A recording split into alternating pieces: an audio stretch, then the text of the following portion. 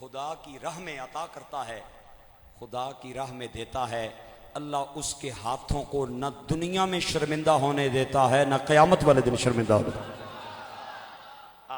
بہت اچھا سنا، بہت شکریہ۔ نہ دنیا میں نہ قیامت کے دن۔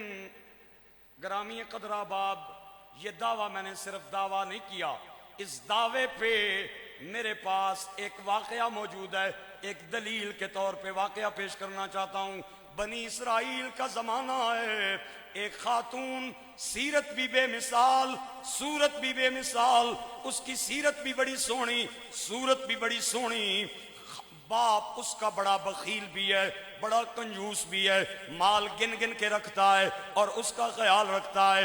اللہ فرماتا ہے وَيْلٌ لِكُلِّ هُمَزَةٍ لُمَزَةٍ الَّذِي جَمَعَ مَالًا وَعَدَّدَهُ يَحْسَبُ أَنَّ مَالَهُ أَخْلَدَهُ كَلَّا لَيُنبَذَنَّ فِي الْحُطَمَةِ وَمَا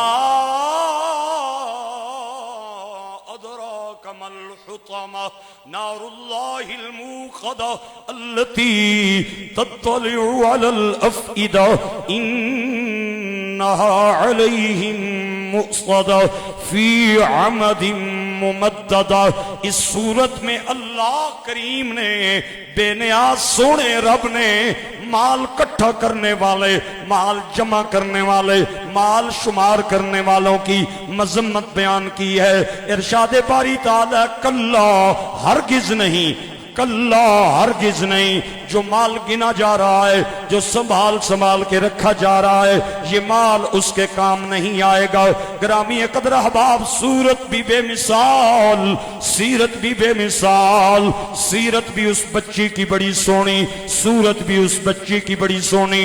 18-20 سال اس بچی کی عمر، نوجوان دوشیزہ، اور باپ اتنا بخیل ہے، اتنا کنجوس ہے، ایک پائی پیسہ خدا کے نام پہ دینے کے لیے تیار نہیں ہوتا۔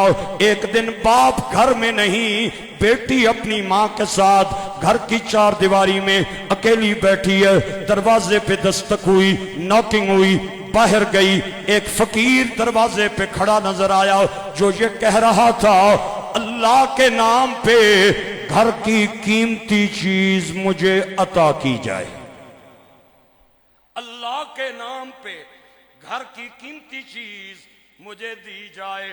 بچی نے کہا انتظار کرو، واپس آئی، دائیں دیکھا بائیں دیکھا، ایک چیز جس کے ساتھ اس کا باپ بڑا پیار کرتا تھا، روزانہ اس کا پوچھا لگاتا، اس کو صاف کرتا، اس کو سینے سے لگا کے رکھتا، وہ چیز اس کے باپ کو بڑی پسند تھی، بڑا خیال رکھتا تھا۔ اس بچی نے کہا فقیر اللہ کے نام پہ قیمتی چیز مانگ رہا ہے، اس نے باپ کی محبوبہ چیز اٹھائی اور فقیر کو دے دی۔ وہ نعرے لگاتا، چھلانگے لگاتا، خوشی سے چلا گیا۔ یہ گھر آئی، تھوڑی دیر بعد باپ آ گیا، اس نے آ کے اس چیز کو دیکھا، نظر نہ آئی، بیوی سے کہا وہ چیز کہاں ہے؟ بیوی کہنے لگی تیری بیٹی نے فقیر کو صدقہ کر دی ہے، اس نے آواز لگائی کہ کوئی قیمتی چیز مجھے دی جائے۔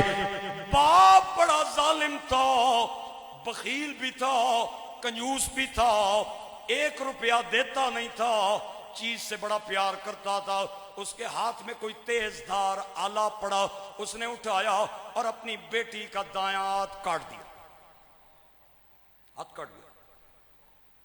ماں نے بڑا پروٹیسٹ کیا، رشتہ دار کٹھے ہو گئے، بڑی انہوں نے ملامت کی، بڑا انہوں نے شرمندہ کیا اور بڑی باتیں سنائی۔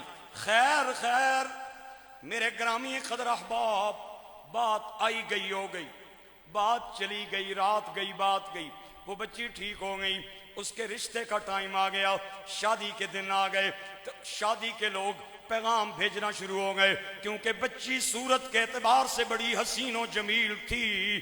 گرامی قدر احباب، ایک علاقے کا شہزادہ، بڑا مالدار، بڑے امیر گھرانے کا چشم و چراغ جوان، اس کی آنکھوں میں یہ بچی جچ گئی، اس نے اپنی بہنوں کے ہاں بچی کی شادی کا پیغام بھیجا، گھر والے بڑے خوش ہوئے، لیکن بچی نے اپنا ہاتھ دوپٹے میں چھپا کے رکھا، اوڑھنی میں چھپا کے رکھا، کیونکہ ہاتھ کٹا ہونا عیب ہے، اور عیب نظر آ گیا تو وہ رشتے سے انکار کر دیں گے۔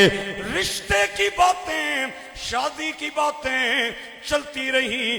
بچی جب بھی ان بچیوں کے سامنے آئے، اس کا ہاتھ اوڑھنی میں چھپا ہوا، دوپٹے میں چھپا ہوا، چادر میں چھپا ہوا۔ خیر بچی خوبصورت تھی، بات طے ہو گئی، شادی کا دن مقرر ہو گیا، نکاح کا ٹائم آ گیا، روستی کا ٹائم آ گیا۔ وہ بچی دلہن بن کے اس بچے کے گھر چلی گئی، اس نے پورے علاقے کی دعوت کی، اور اس بات پہ خوش ہوا کہ میرے گھر میں ایک خوبصورت دوشیزہ مہمان میری بنی ہے۔ شام کا وقت ہوا، کھانے کا ٹائم آیا، دسترخوان لگ گیا۔ میرے بھائیوں طرح طرح کے کھانے دسترخوان پہ سجا دیے گئے، بھابیاں بھی آ گئیں، دیور بھی آ گئے، ساس سسر بھی آ گئے، خامد بھی بیٹھ گیا۔ انہوں نے اپنی نئی نویلی دلہن کو بلایا، وہ بھی اپنا ہاتھ چھپا کے دوپٹے کے اندر بیٹھ گئی۔ کھانے کا وقت شروع ہوا۔ بھابیوں نے اپنی بہن کو کہا کھانا کھائیں، وہ کہنے لگی مجھے طلب نہیں ہے، مجھے بھوک نہیں ہے۔ ساس بولی بیٹا نہیں سارے کھا رہے ہیں، آپ بھی کھانا کھا لیں۔ سسر بولا لیکن بچی اس کا ہاتھ کٹا ہوا ہے، اس نے ہاتھ چھپا کے رکھا، اگر آج ظاہر کرتی ہوں تو میرا رشتہ ٹوٹ جائے گا۔ ساس بولی، سسر بولا، دیور بولے، لیکن بچی کی ابھی تک وہی بات کہ مجھے طلب نہیں، بھوک نہیں، مجھے کھانا نہیں کھانا۔ جب انہوں نے دیکھا ہماری بات نہیں مان رہی، انہوں نے خامد کو کہا اپنی دلہن کو کہیں کھانا کھائے۔ خامد کہنے لگا سب کی موجودگی میں جب کھانا کھایا جا رہا ہو، ایک بندے کا کھانا نہ کھانا یہ بڑی عجیب بات لگتی ہے، بڑی اکوڑ لگتی ہے، تو بھی کھانا کھاؤ۔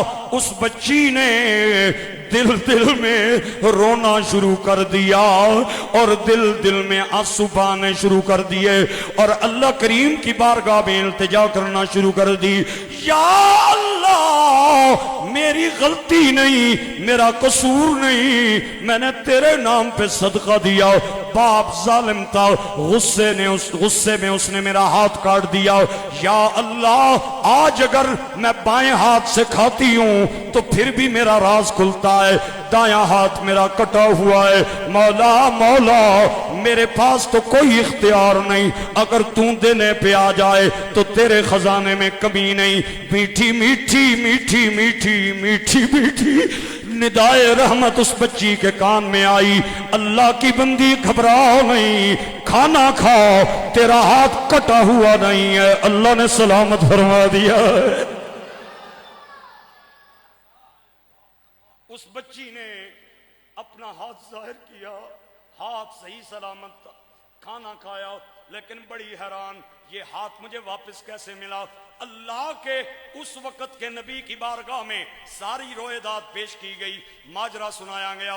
اس وقت خدا کے نبی نے جو جواب دیا عبداللہ مدروارسی آپ حضرات کو سنانا چاہتا ہے۔ ایک بار سبحان اللہ کی چھال لائے تے اگلی گل لائے، ایک باری پھر ہو جائے سبحان اللہ۔ جہاں پہ سبحان اللہ کی لوڈ شیڈنگ ہو نا، وہاں پہ میرا کرنٹ بھی کمزور ہو جاتا ہے۔ لوڈ شیڈنگ نہ کیا کریں، آج کل تو لوگوں نے سولر لگوا لیا ہے، حکومت سستی کر رہی ہے بجلی۔ میں نے کہا جتنی مرضی سستی کر لے، اب لینی کسی نے نہیں ہے، 10 بھی کر لے، 20 بھی کر لے، اب لوڈ شیڈنگ بھی ختم ہو گئی ہے۔ اور میں مبارک دیتا ہوں، انشاءاللہ امید ہے اس گرمیوں میں لوڈ شیڈنگ بجلی کی نہیں ہوگی۔ آپ نے سبحان اللہ کی لوڈ شیڈنگ کیوں کر دی ہے؟ ایک بار سبحان اللہ بولیں بلند آواز سے، میں فکرہ دینا چاہتا ہوں۔ اللہ کے نبی کی بارگاہ میں یہ ماجرا پیش کیا گیا کہ اس طرح باپ نے ہاتھ کاٹا، اس نے صدقہ دیا، اور پھر شادی ہوئی، پھر اس کا ہاتھ سلامت ہوا، اس نے دعا مانگی۔ اللہ کے نبی نے فرمایا وجہ یہ ہے کہ جو ہاتھ خدا کی راہ میں عطا کرتا ہے، اللہ اس ہاتھ کو نہ دنیا میں شرمندہ ہونے دیتا ہے، نہ قیامت والے دن شرمندہ ہونے دے گا۔ میرے مالک تیری رضا کے لیے جان حاضر، یہ میرے مالک کے لیے جان حاضر،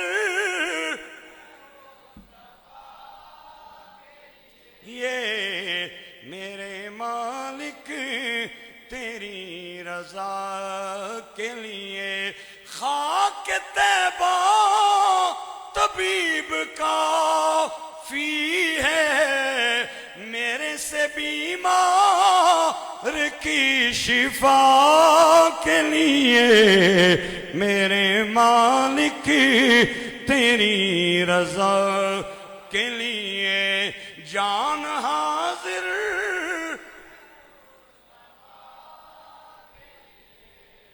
میاں صاحب فرماتے ہیں سخیاں والے مالاں والے سخی نہیں ہوندے۔ تسی پہ سوچنے ہو سو مولوی صاحب پنجابی تو نہیں بھول گئے؟ اور نہ بھولیا، یاد ہے، اچھی سبحان۔ مالاں والے سخی نہیں ہوندے تے سخیاں مال نہیں ہوندا، اتھے اتھے دوئیں جہانی، اے سخی کنگال نہیں، اتھے اتھے اے دوئیں جہانی، سخی کنگال نہیں ہوندا۔